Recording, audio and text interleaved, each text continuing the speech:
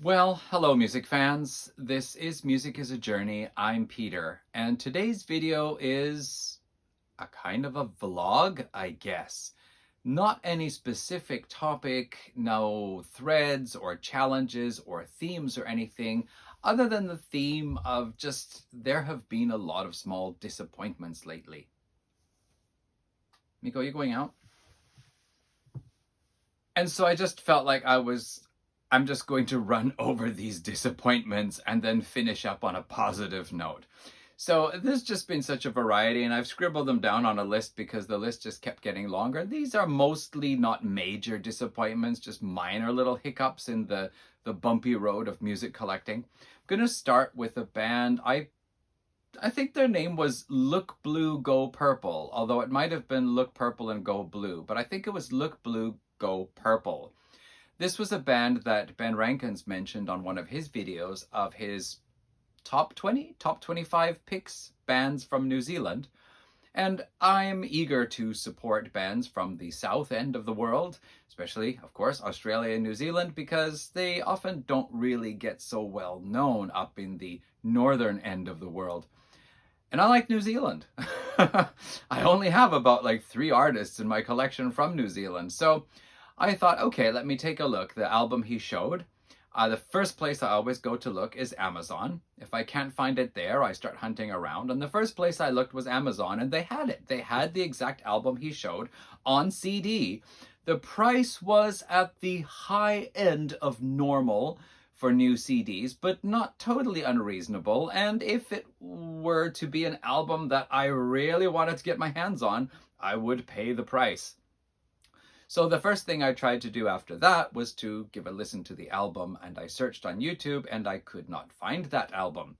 I found other albums of theirs, but not the complete album, just some songs from one or two other albums and some videos and some live performances. So I gave a listen to some of the songs and I thought, you know what? They remind me of an English sung version of Older Shonen Knife. Now that's not a bad thing because I like older Shonen Knife and newer Shonen Knife and I like that style of music.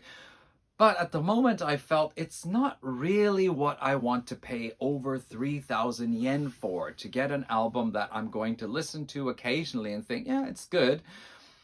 And probably, yeah, it just didn't seem like the timing was right because money's tight. It always is. I overspend. I usually do. And I really need to clamp down. What happens usually in October is I say, I'm only going to get these 4 or 5 more albums, and then the purchasing department is closed until, well, it actually should stay closed until April because the winter heating bills are outlandish. But anyway, I always end up getting into something in October and November and end up spending lots more money that I don't have. So anyway, it was not the timing to spend over 3,000 yen on a new CD, even though that is actually a good price coming from New Zealand, because if I order it through Flying Nun in New Zealand, I have to pay a lot more in shipping. But anyway, I kind of gave up on that one. And that was a bit of a disappointment because I wanted to support a New Zealand artist.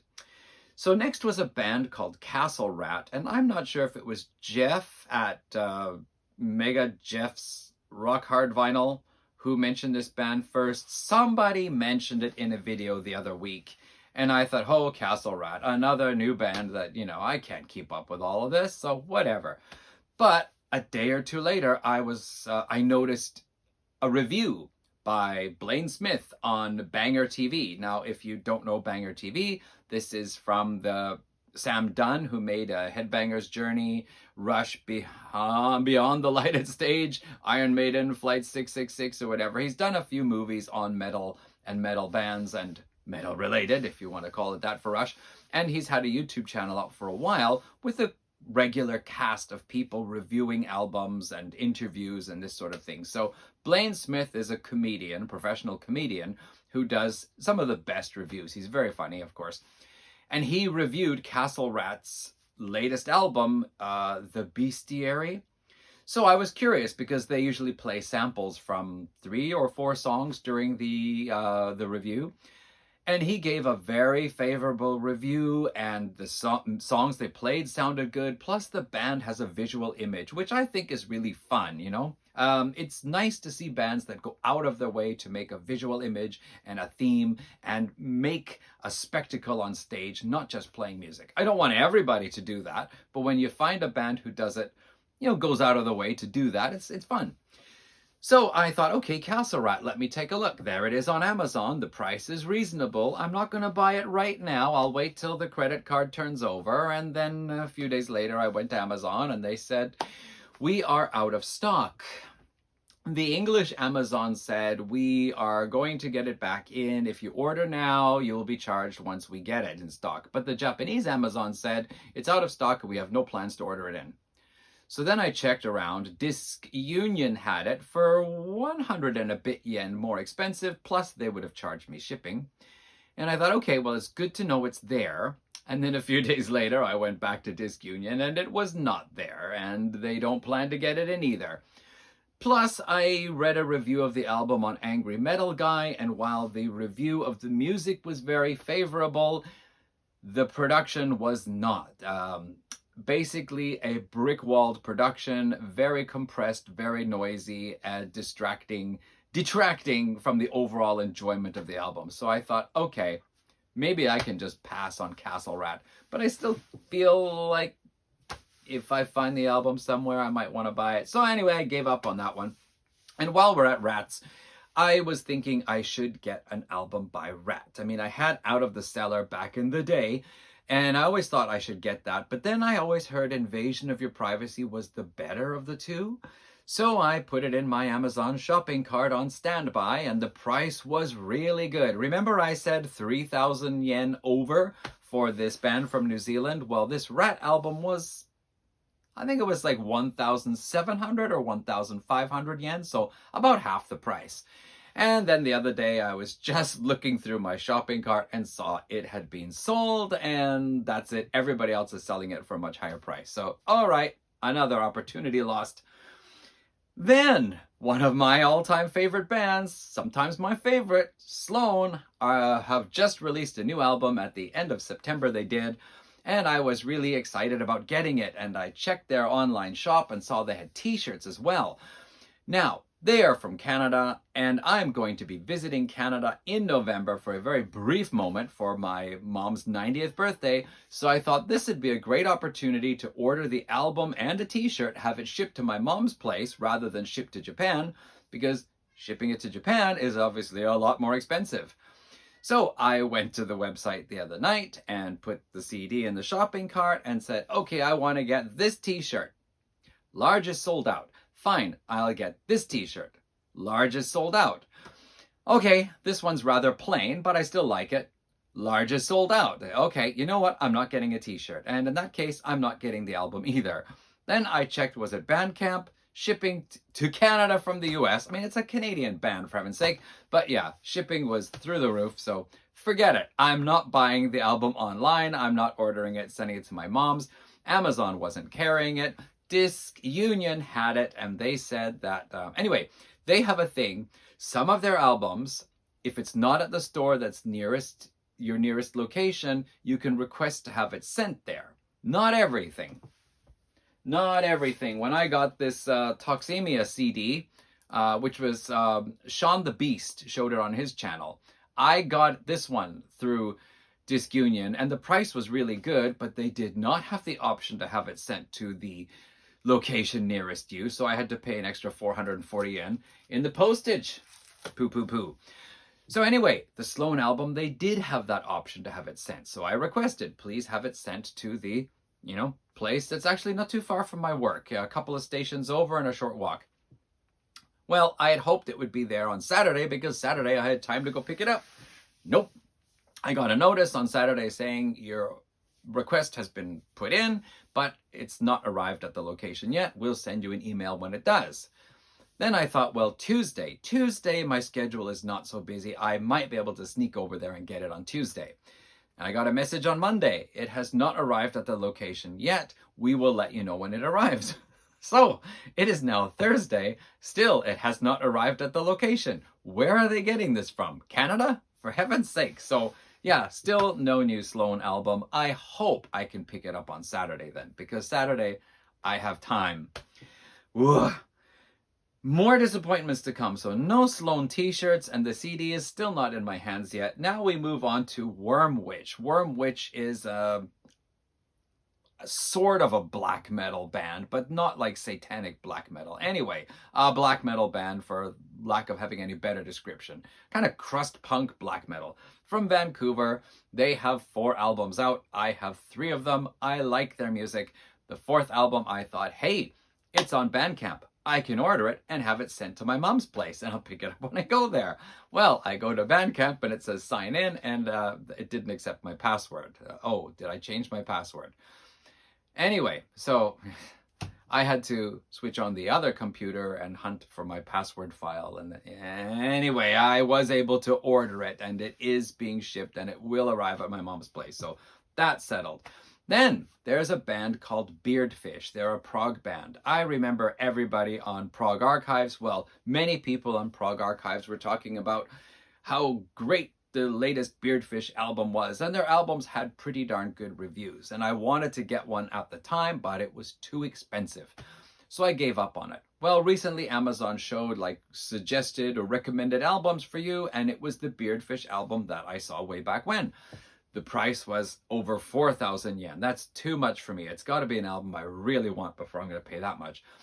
But I thought, well, what else does Beardfish have? And it seemed there was a new album out, and the price was quite reasonable. So into the shopping cart, go to YouTube, check it out. And it was like acoustic guitar, flute, vocals are kind of pedestrian and generic, whatever. And I skipped around a couple of songs. Like, you know what, I don't really feel like listening to this right now. So out of the shopping cart onto standby. Maybe I'll get there someday. We move on then to King Gizzard and the Lizard Wizard. Highly recommended by a number of people in the vinyl community. Some people really saying what a great, great band. They're so glad they discovered them. And Ben Rankins suggested one album with just the coolest title, which I no longer remember what it is. Not available on CD, on Amazon, or anywhere else that I could find. But Amazon had some King Gizzard and the Lizard Wizard CDs. So I looked at the ones which were available for a reasonable price and checked them out on YouTube, and found that one of them sounded really cool, but every track seems to be like 1 minute and 27 seconds long, and it sounds like it's just one long continuous track that they just chopped into smaller tracks. So not into that.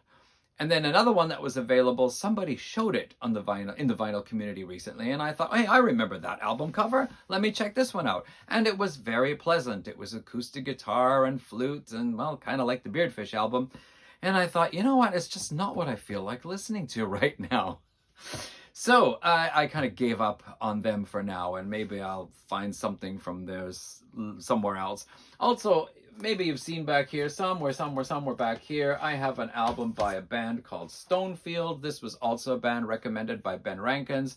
4 sisters out of Australia, playing like old school stoner rock type of thing. And I wanted to get another CD of theirs. And I had one on standby in my shopping cart on eBay. And then, of course, it was sold. And then I found another copy, but the shipping is way up there. So I had to give up on Stonefield too. How many albums have I now given up on since I started talking at the beginning of this video? So we move on to a band called Open Mind. Now, they caught my attention in the past. They're a 60s psychedelic band with some heavy psychedelic stuff. And I recently watched a video that mentioned Open Mind and played a sample of one of their songs. I thought, yeah, I remember I wanted to get that album, but for some reason, I don't know, maybe it was too expensive or it wasn't available. So I went to Amazon, and somebody in the marketplace had it for a really good price. I think it was like 2,500 yen or something. That's reasonable. So, all right, order it. It was ordered at the end of August, and it was due to arrive something like September 16th to September 23rd. Well, September 23rd came and the album didn't. And a week passed, and almost another week passed. And so finally I sent them a message. I guess it was on Tuesday, to say, just to let you know, the order still hasn't arrived. I know these things get delayed sometimes, but it's not here yet. And then that night or the next day, they sent me a message saying, oh yeah, the CD was damaged and it was returned to us, so we sent you a refund. Well, yes, they did send me a refund. I got the notice, but it's like, why did you tell me that after I sent you the message to say that it hasn't arrived yet? Did it coincidentally just arrive back in your hands damaged like hours after I sent the message? Or did you actually receive it and you just sat on it until I said something? I don't know. I have another order that is also through that company. I didn't specifically choose them, just the album I wanted was being sold by them. And it was supposed to arrive by yesterday, and of course, it's still not here yet. I wonder if that one is going to be returned to them damaged as well. So that is a long list of disappointments. But where we stand then is the positive side of things. The other night when couldn't get my rat, couldn't get my Sloan, couldn't get my Castle rat, couldn't get my Worm Witch, couldn't sign in to Bandcamp, didn't want Beardfish, couldn't get King Gizzard and the Wizard Lizard, I happened to notice that Jethro Tull had a new album out called Curious Ruminant, and this was released in March of this year. Did not know about this. I didn't see or hear anybody talking about it. Their previous album, that Rock Flot, whatever it was called, that one I heard people talking about, but nothing mentioned about this one. So I gave just one track a listen to on YouTube, and it was acoustic guitar and flute, but somehow that one got me. Not Beardfish, not the Wizard Lizard, but the Jethro Tull one. So I thought, do I really need to buy a Jethro Tull album now? I only have 4 in my collection, but I thought, you know what? I'm getting it. I'm getting it. So I did. And here it is, in the shrink wrap still, because I haven't opened it yet. And after that, there was also an album I listened to last year on YouTube by Eloy. I picked up a couple of more Eloy albums last year, and this one here, Destination, from, I think it was 1982, can't see, 1990 or 92. That's what I meant to say. I often say 80 instead of 90 and 90 instead of 80. And there I did it again. So it's around 1990 or 92. And I really liked what I heard. Very much a progressive rock album. And by the 1990s, progressive rock is on the way to becoming popular again. And somebody wrote a review of this album and they said they felt that this is where Eloy finally became what they were always destined to become. Being a progressive rock band from the 70s. So anyway, I put it in my shopping cart, and of course it was sold. And then I found somebody else was selling it like new condition, and the price on here says 2,915 yen, but no. It was actually cheaper than that. In fact, I think it was like 2,200 or 300 yen. Plus the shipping. Even still, it was cheaper than that price. So like new, that's good. And so I finally got Eloy's Destination album, which has not been put in the computer yet either. So I have got these two now to put into the computer to listen to. But I'm working on my next video of old bands, like the recent albums of old bands. So I'm in the process of listening to that band's recent albums and drawing my conclusions. So I don't know if I want to interrupt that at the moment. But anyway, there it is. There is another thread that I heard about I really want to participate in. So I'm very sorry about putting up so much content here recently. It's not because I think my channel is so worthwhile watching that I have to keep putting out content. But anyway, if I don't do it now, I'm not going to get it done. So that is my Music is a Journey vlog entry, a very rare thing. And that's it. We're done. Okay. Before the weekend, I'll probably get this thread video put up. Until then, everybody, go watch somebody else's channel. Give some other people a sub. Comment on some other people's videos. And get back to mine when I have something more substantial to talk about. If you did watch to the end, though, thank you so much. I really do appreciate it. Okay, everyone. Take care. Bye.